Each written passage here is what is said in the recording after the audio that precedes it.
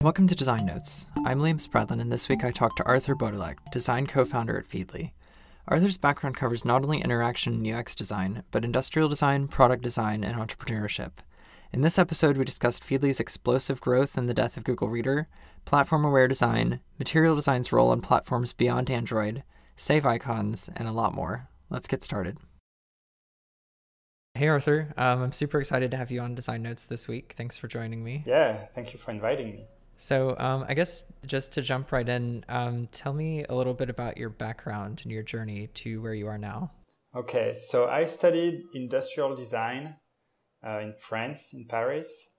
And the school, so it's called Strat. It's not really easy to say in English.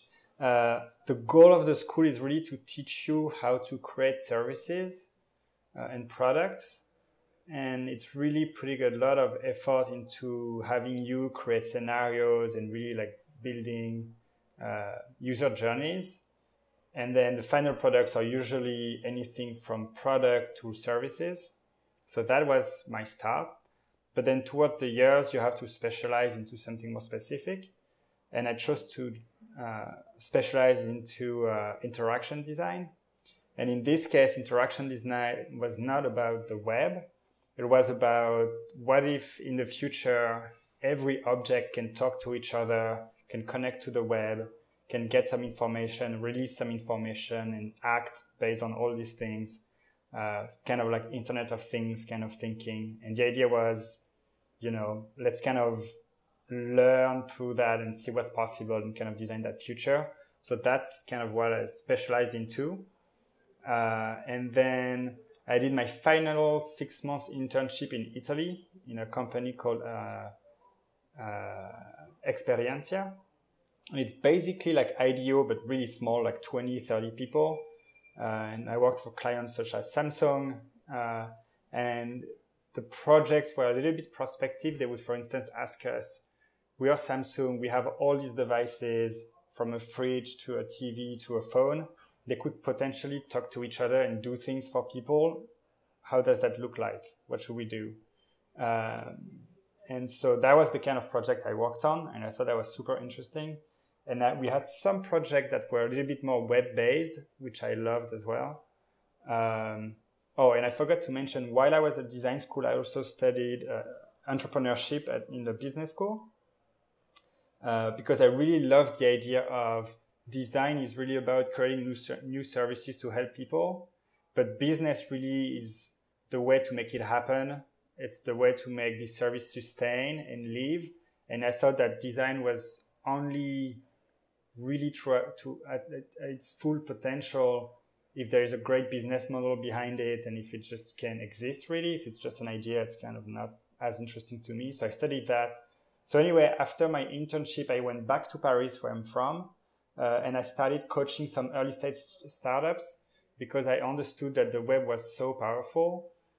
There was a few things I really loved about the web. I loved the fact that you can build anything pretty much in one day, as opposed to, designing a car or something that's physical. It's just so long to build.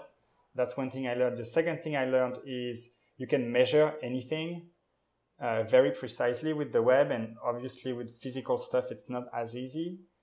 And the last thing is you can get this, it's kind of the same thing. You can get user feedback really quickly. So you can kind of build things quickly that looks pretty much real, like in one day.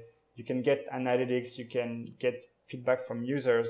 And then because of all this, you can iterate really fast too. Oh yeah, and the last thing was, obviously, because it's the web, you can send your new product to millions of people right away, which obviously is not that easy with physical products. So you can build quickly, you can analyze quickly, and you can reach everyone really quickly. So I was like, wow, this is awesome. I need to get into this web thing. And so that's when I was like, okay, let's go into the startup world in Paris and see how I can help people, use my design skills to help people. And I did that for about 6 months. And that's when I met the CEO of Feedly. So that was 4 years ago. I met the CEO of Feedly on Twitter, actually, because I complained that Feedly had an awesome vision, but really the design could be a lot better. And then it turned out that the CEO knew someone I knew, one of my clients, And they figure out, the guy was like, yeah, Arthur is actually a pretty good designer. You should work with him. And then I did one project with the CEO. And after 3 weeks, he was like, okay, you should come join us and lead design for us. And that's basically when I landed at Feedly 4 years ago. And this is when, so I don't know, I can switch to the Feedly story, which is another story if you want, or I can talk more about the past. Sure. I guess just to get a little more background, I think you made a really good point about how fast you can move in digital versus, Right. physical goods.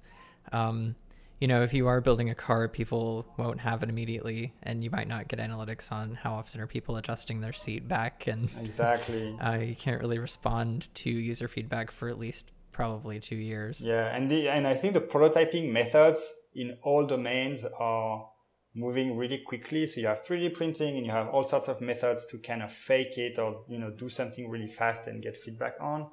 But with the web, it just takes really no time to do something, and you can have true analytics, and you can reach millions of people pretty much the same day, which we're never going to have this anytime quickly on physical stuff. Right. And so before we get too far into Feedly, I want to talk about your design process. So I think it's really interesting that you have kind of the background of product design and experience design and Internet of Things and helping things communicate with one another. So what does your process look like? And I guess how do those things play into the process that you use at Feedly? Right. So I think at first what's really important for me is my goal. My goal is really that's why I see design as just a big one world, whether it's physical or non-physical or anything. Really, you're just basically building these products that you want people to use because you think they're going to help them in some way. So that's kind of my goal, is I want to create these tools or services that help people.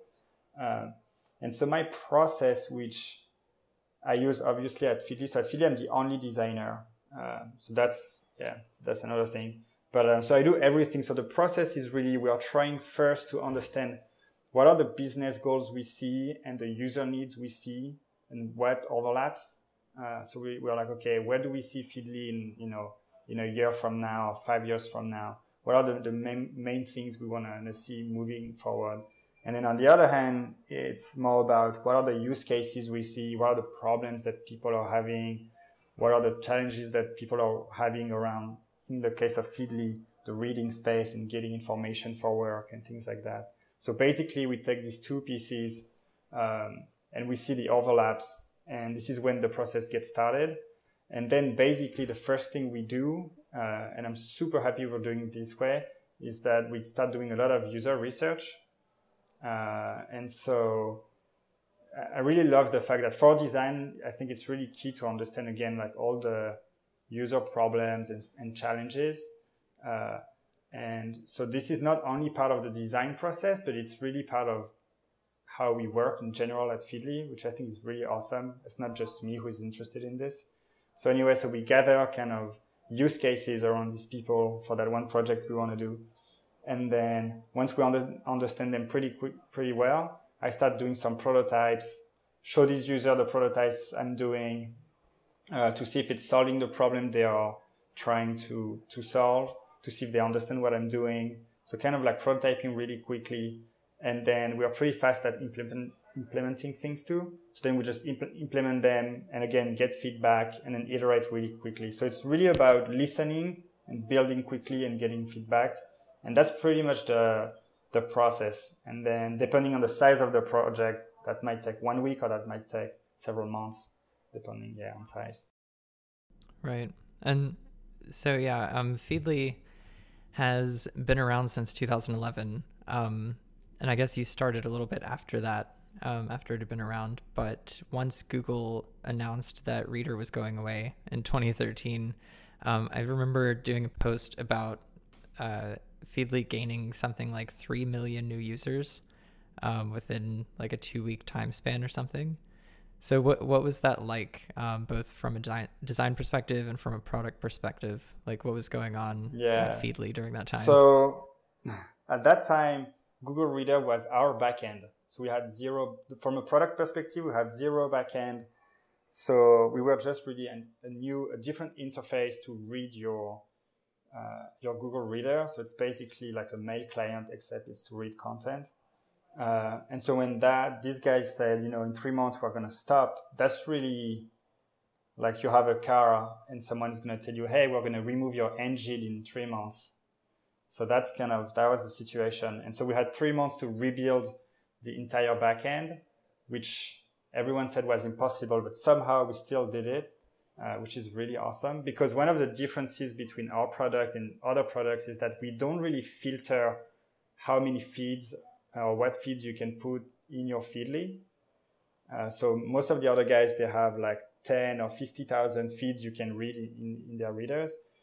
In Feedly, there is about 40 million feeds you can choose from, and anyone can feed Feedly with more feeds they could read. So anyway, first thing was to manage to build this. The second thing from a more design perspective was to find a way. So basically there was like millions of people using Google Reader daily. That was their one place they would get information, mostly for their work. And they had to find a place to kind of replace that habit.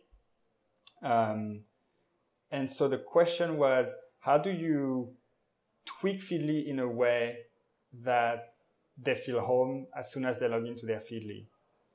And so basically, one of the things with Feedly is that you can really customize it so it looks really much the way you want Feedly to look, whether it's more or less visual, more or less organized, and things like that.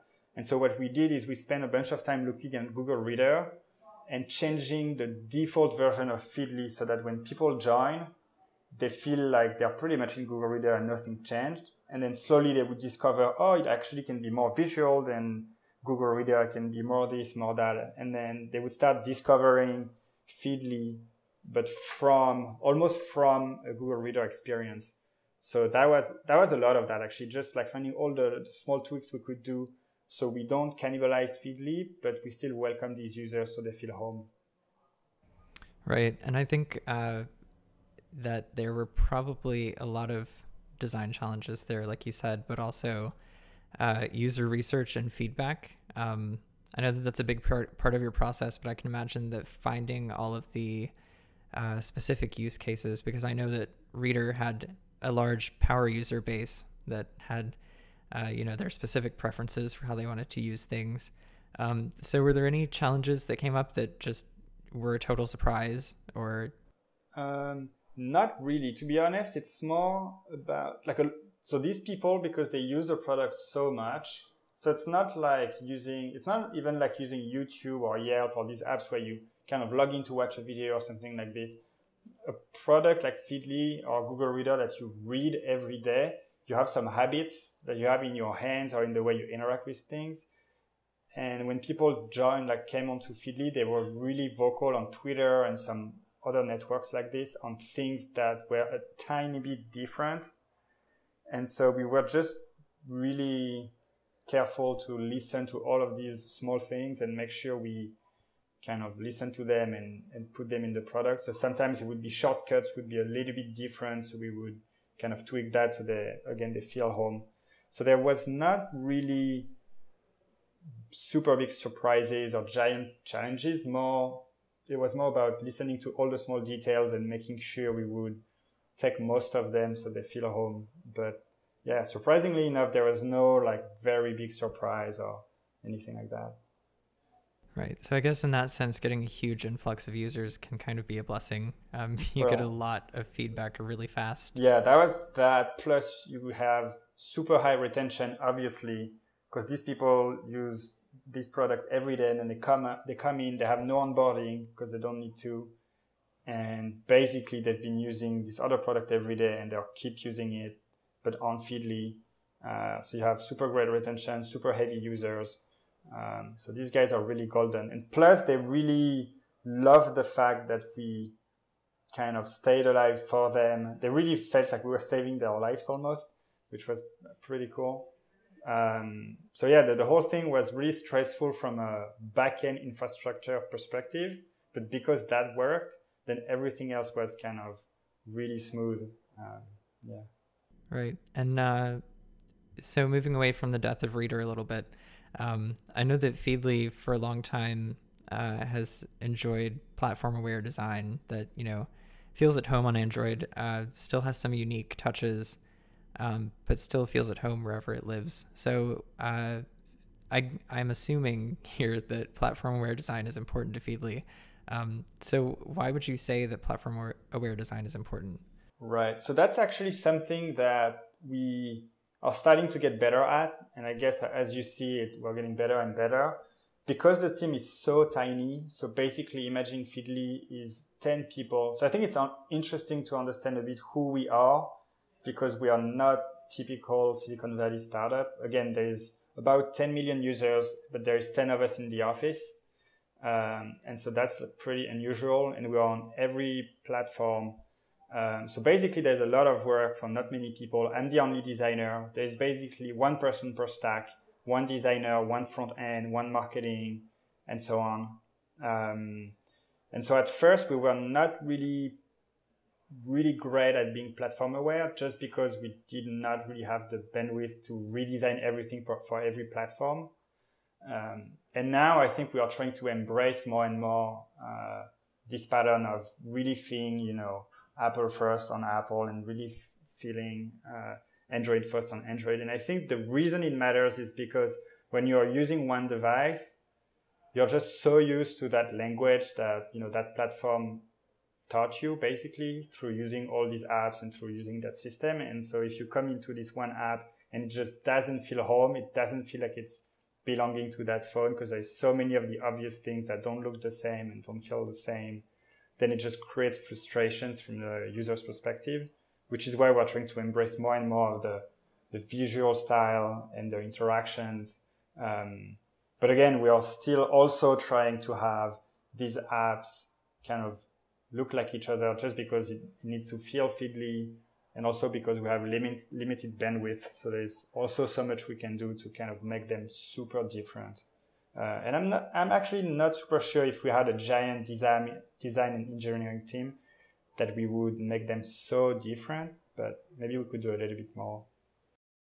Right. And that's an interesting point too, because like you said, platform-aware design is important to keep users kind of comfortable with what they're doing on the device that they're used to. But at the same time, you have to maintain your own brand persona, and users should feel like they're using Feedly when they're using Feedly.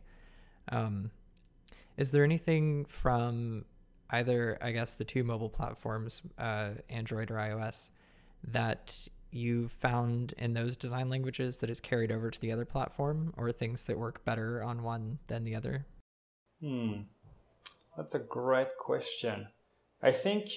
I don't know, it's interesting. I feel like these days, Google is just pushing the limits of design in a very awesome way. I think with the material design, they're just like having some very awesome guidelines that are very interesting.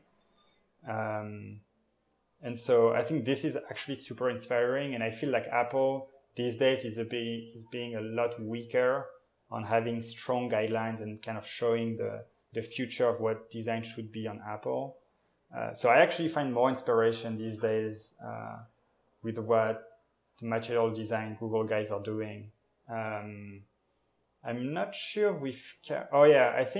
I think Google was actually the first ones to really embrace this like card system, like put things into card. And I think that's something we're embracing more. So I think they kind of triggered that, then the entire industry kind of followed slowly. So that's not really about us. I think everyone kind of embraced that way of framing information, which I think is interesting. And then on our side, we kind of just, when it's for Android, we would use, shadow to show layers and things like that. And then we would use the kind of same card system on Apple, but not use shadow and maybe use borders or something that feels more flat and feels more Apple first. Yeah. Right. So that's a good point that I think Google is pushing material not only as an Android thing, but as a design language that can point towards the future of interface design in general. Yeah. Do you think Do you think that Material has a home on iOS? I think that's the challenge. I really wish that I don't know. Apple invented the smartphone. I mean, it existed before, but they just defined what a smartphone was. And I think I don't know if it's because they're being so close, or I don't know what the reason is, but I feel like they're really sitting behind everything that's happening. All the interactions, they're not as smart as what the native apps are doing. All of this is just like, just behind everything that's happening. And I feel like Google, despite being really tech-first company, they managed to do the giant shift and really just switch from being tech-first to being design-first almost. And they just created such a smart language that you can really use everywhere. So I don't know, I think this is super interesting and inspiring. I don't know how much that's going to go from platform to platform. I feel, for instance, with motion design, they really have tried to put logic to things, which I think is inspiring. And again, it might ripple on other OSs, just on Apple and things like that. So, and I think some of the things are neutral enough that can be used everywhere without feeling too much Google. Yeah, I think they really have done a good job. I'm super impressed. Because it's a big company, we have to remind ourselves Google is not a startup. So to come up with something like this is truly impressive to me. Right. And I was really impressed too by their rebranding recently, the new Google logo and everything, not just because the logo itself has, kind of a cool story and seems really thoughtful and everything, and the new typeface is excellent, but the fact that they were able to roll it out so quickly across all of their products, I don't think I've ever seen a corporate rebranding go that fast before. Yeah, I'm really impressed. And to go back to the material design, I've been invited to 1 or 2 workshops at Google to kind of help us transition and kind of embrace the material design guidelines. And I was really impressed. They brought the entire design team who designed this to help us. And they were really open to feedback as well. So you can see that they not only created this, but they have their ears out and they are really trying to see how much they can help the community, which I think is awesome, and which I think you can feel when you go onto the material design guideline online, because there's so much things you can use to understand how it's working.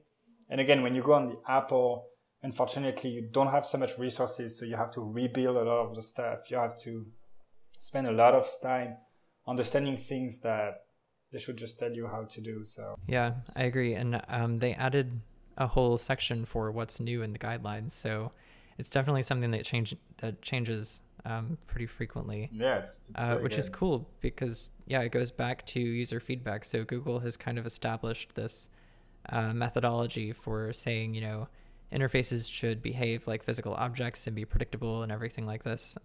But they're still open to feedback because at the end of the day, people have to use this. Like that's what it's there for, is for people to use and enjoy. So yeah, and they can't really predict all the developer needs. They can't really predict all the edge cases, And so just listening to all the developers and everyone using this and seeing them kind of, as you said, just, adapting their guidelines and pushing it, I think it's really awesome. And I think that's the kind of behavior that's going to make them, stay and remain a great just design guideline for the web in general.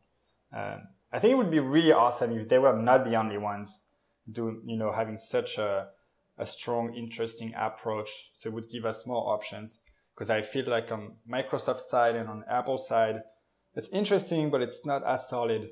Right. It's hard to find a methodology that's as comprehensive as what Google's laid out. Mm-hmm. Yeah, I agree. Rewinding all the way back to Apple's design, not to pick on Apple, but I've been asking everybody this recently. 3D Touch, what do you think about it? Oh, okay. I've been thinking about 3D Touch. 3D Touch to me has great potential because to me, it's trying to, so basically the smartphone comes out and it introduces the fact that you can interact with more than one finger, which is interesting. And then we started, developing more apps, and there's more things you can do with more fingers. One of the obvious ones is, pinch to zoom. It's something that everyone adopted. There's no discussion there. And then I think with 3D Touch, the opportunity here is that you can now, the way I saw it is you can now do what you could do with all your fingers, but with one finger.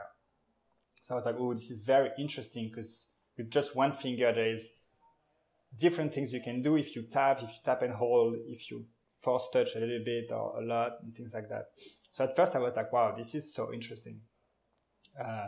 And I started to see this actually with Google Maps, because they had the double tap and drag to zoom. And when I saw this, I was like, wow, this is awesome, because again, I have one hand, maybe I'm walking, and I still want to do this kind of interactions, and I don't want to use my second hand. So anyway, I thought all this was great. And then we started thinking, okay, how does that translate for Feedly? What should we do? And then we started looking at the guidelines and all of this. And the problem is there is no consistent way of using this. So basically you can't know on what you can, do the force touch. So pinch and zoom, it's easy. Any image or map you can zoom. This one, you have no clue before clicking onto something if something is going to happen if you're going to force touch. And you don't know, and if something is going to happen, it's hard to predict what's going to happen, just because there is, again, no super strong guidelines. And basically there is two patterns. Sometimes it's previewing something, and sometimes it's listing the actions you can take on some object. But basically, because it's so hard to predict, I feel, again, it's kind of missing the potential it could have.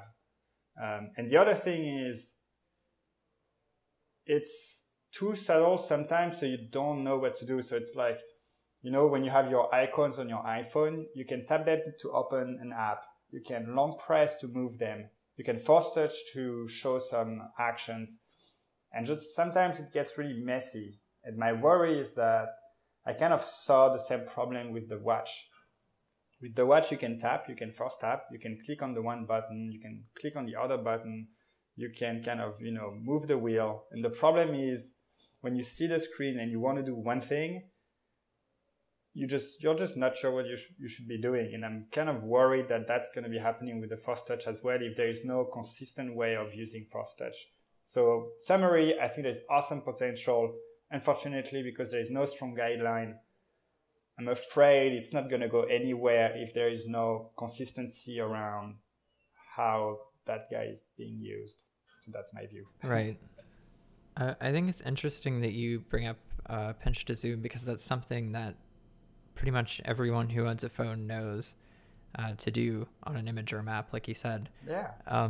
But I can't imagine that when capacitive touchscreens were first, brought to the public, that this was something that people just knew to try. I guess part of it was messaging with the products that supported it, so making sure that that interaction was advertised. But I also wonder if 3D Touch is going to go through kind of this phase of nobody knows when to do it, and then someday everybody will say, oh, of course you force touch to do X, Y, or Z. But I have this feeling that we will just have to have some interactions that just feel so obvious. So for instance, first touch to preview the next page, like first touch on link. If people start implementing this, that's going to stick around, because it just feels logical. You're like pushing your finger through the link. You want to preview it. You're pushing even more. You just view it. That seems super logical. The only thing is, so on a link, you see, I feel like this can be really consistent. On other objects, I think as long as it's not really consistent and there is no super strong use case, it's not gonna stick. To me, it's kind of like the pull to refresh. Someone came up with that, I think on one of the first Twitter apps, and then it just felt like it was so logical, and then people started adding that, and then so that's on the developer side, and then on the user side, people started discovering, and then it got adopted. And here I feel like if there is just zero consistency, unless some people start finding some very smart, useful things that other people can copy, I think it's going to be not super easy. Right. So it just needs a strong direction, in other words. Right. And maybe Apple's confident that someone will find that, or maybe they've already found it. I don't know. But yeah, I don't know. We'll see. I guess we'll find out. We'll see. So I guess going back to Feedly, an app like Feedly that's a reader, where people want to digest huge quantities of diverse information in one sitting, that has to be kind of different in terms of designing between that kind of product and even a news app like Play Newsstand or something. So what are some of the special considerations for something like that? Right. So as I was saying before, there is this thing about, so there's two things really that makes Feedly a little bit special. One, it's an app that you use all the time. So half of our users, they are using it, multiple times a day. So you wake up, you use it, you go to lunch, you use it at work, you use it to get more news. Before going to bed, you use it more. So you have these super strong habits that start forming. So that's one thing. You need to understand that people are really used to some of the things that you've designed. And there are some things that you feel are details, but then one day you change it and you kind of realize that a lot of people were just so used to that gesture. So that's one thing. The other thing is Feedly is a place where you read. And I think you don't design a place where you spend, and you read, you don't read like Twitter, because on Twitter you come in, you spend 1 minute just scrolling through content and then you leave.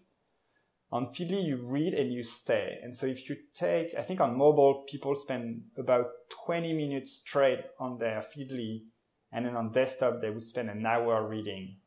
And so when you take that into consideration, you have to be careful with colors. So for instance, that was one of the things with material design, actually, that they advise you to take your brand color at the top and make it bright.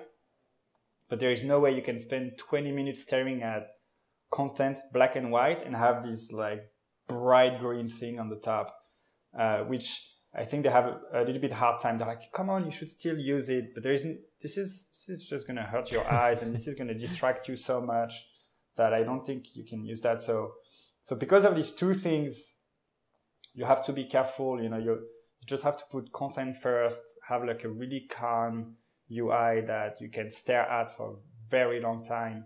And again, on the interactions side of things, you just people are just so used to using your app all the time and doing these gestures, and they don't even think about it, that it's even more tricky than other apps that people use often, like Maps, for instance, just because they're reading content, they're really not thinking about anything else. So these are really the two things that we have to keep in mind as we evolve our design and as we're designing new things. Right. And so I guess another question is, Feedly has kind of the, most of it is the reading atmosphere where the feeds that you have and what you want to read. But then there's also kind of a discovery feature too, right? Mm-hmm. So looking for new content. And what's the kind of balance there product-wise? Like, would you say that discovery is, I guess how important is discovery to the product? Right. So I think this is something where we haven't spent a lot of time on discovery, and we are actually right now in the process of redesigning this. I think in reality, a lot of people go in Feedly to read, and then they end up on some website someday, and they're like, "Ooh, I want to add this website." And so we have a plugin that allows you to add a website from that website and without you being in Feedly. So I think that's the strong natural use case. But there's so many people using Feedly, and we have so much data about if you're reading these feeds, you should probably read these other feeds and things like that, that we are starting more and more to just empower discovery better within Feedly. And so one of the features we enabled a few months ago, or maybe last year actually, was collection sharing. So the idea is that a lot of people spend so much time putting together this list of interesting sites and blogs to read. And that's the hard work, is to find the great stuff to read and to organize them. But then once that's done, we now release that feature where you can take these lists and send them to, your team or your friends or whoever would benefit from that. And that's actually what we are seeing, is that a lot of people want to help each other within the same topic, or a lot of people are using Feedly at work. So we are enabling teams to kind of share content easier and things like that. And we are starting again we are doing this redesign that enables you to just enter a topic and have a better experience on finding interesting new sites and blogs to find and add to your Feedly. So it's definitely not the main focus as a user, but this is something that we are trying to bring within the experience in a very subtle way. Right. And I guess, so that's kind of like a future development, discovery will become slightly more important as the design continues to evolve. But are there other areas where you have predictions for kind of where this product category will go? Not necessarily specifically for Feedly, but just for reading products in general?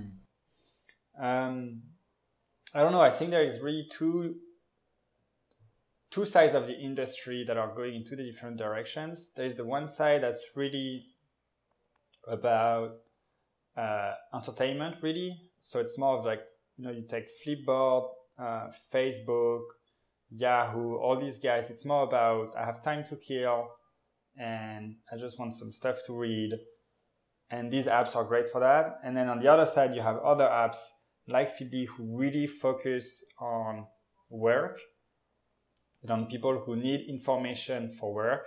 And basically, if they don't have that information, they are not going to be as efficient at work. Maybe they are not going to close some sales deals, things like that. Or just like for me as a designer, I use content to just improve my design skills and to learn more about the industry. And so these are just two different tracks that I think are going to go in different directions. One is going to be more visual, more eye candy. It's going to be more about finding the one interesting article on the moment. And the other one is going to be more about making sure you have your own personal space, making sure you can probably collaborate with your teammates with that content. So it's just going to be a different set of features. And so I think these tracks are going to, now they are really close and they're going to start to just go in different directions. And so I guess this is a vague question, but what do you see the direction being for kind of like the Feedly type products? So for Feedly, we made the decision a year ago to only focus on work use cases. So really enable people who need content for work to have the content they need in their Feedly. And so it means, again, better personalization, just giving them a lot of control on what they are reading, how it's organized, how it looks like, do they want it visual, non-visual, and then enabling them. So we have Feedly Pro that enables them to take that content and put it into different apps like Buffer, Evernote, Dropbox. We have about 15 apps you can connect to.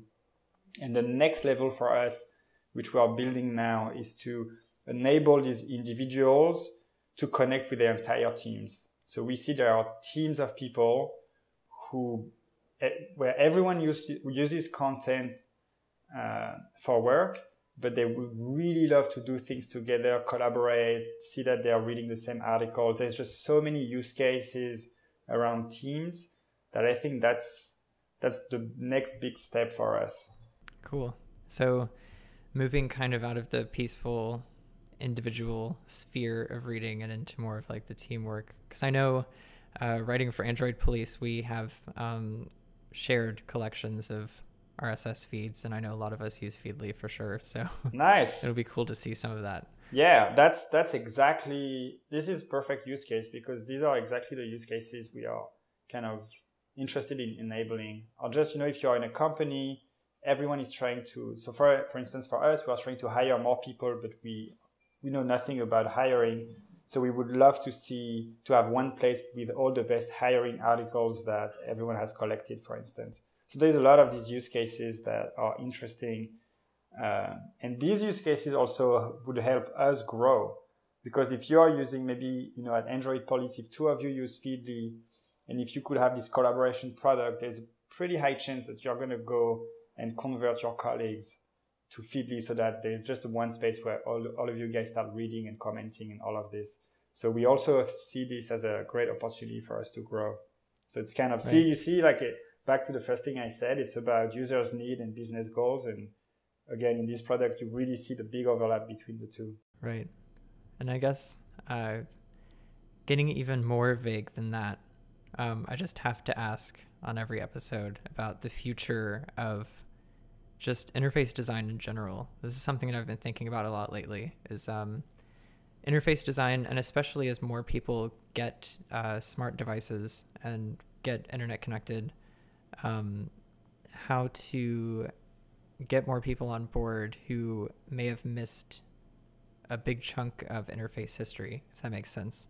So people who weren't there for like Android adopting the hamburger menu, for instance, and maybe they don't know what that does. How do you see that going, I guess? So I think there's two kinds of people within that pool. There is the young people who are born with the hamburger menu, to make it simple.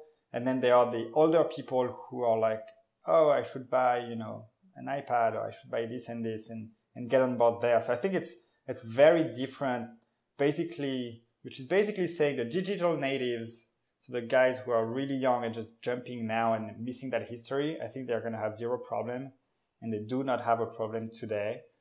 They use, Tumblr and Snapchat. When you see Snapchat, it's like an app from a design perspective. I feel it doesn't really make sense, but all the kids use it, and there's just no issue with that. So I think there's going to be, long term, there's going to be no problem, because all these kids are going to jump wherever the digital age is going to be at and kind of hop on the train and just ride with everyone else. I think it's definitely for the older people who are waking up today and kind of decided to join on that journey. I think it's becoming a little bit harder, because you have less clues than before, with skeuomorphism and all of this. You just had so many more clues from the physical world, and that was helping us and everyone to kind of onboard. And I think for late adopters, people who are a little bit older, joining that journey now is going to be more difficult. So if your dad is buying a phone right now, it's going to be a little bit more difficult than if you had bought the phone, the first iPhone or something like that. Right. And I guess it's interesting, while you were talking, I thought about symbols that we take for granted, like the hamburger. So someone who's born with the hamburger just, takes it for granted. It's there, and how to use it.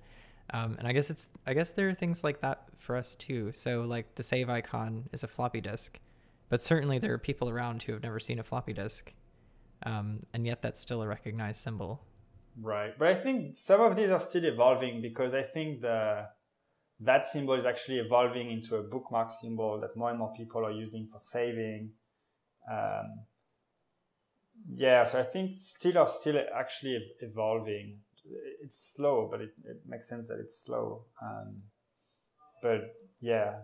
I think this is a great example, because I think that symbol is actually dying slowly, and the bookmark one, it's kind of remaining, and maybe in a couple of years it's going to be something different, because there's going to be no bookmarks at all anyway. One day, no one will have seen a bookmark. Exactly. And then what will we have? Yeah, just the little icon.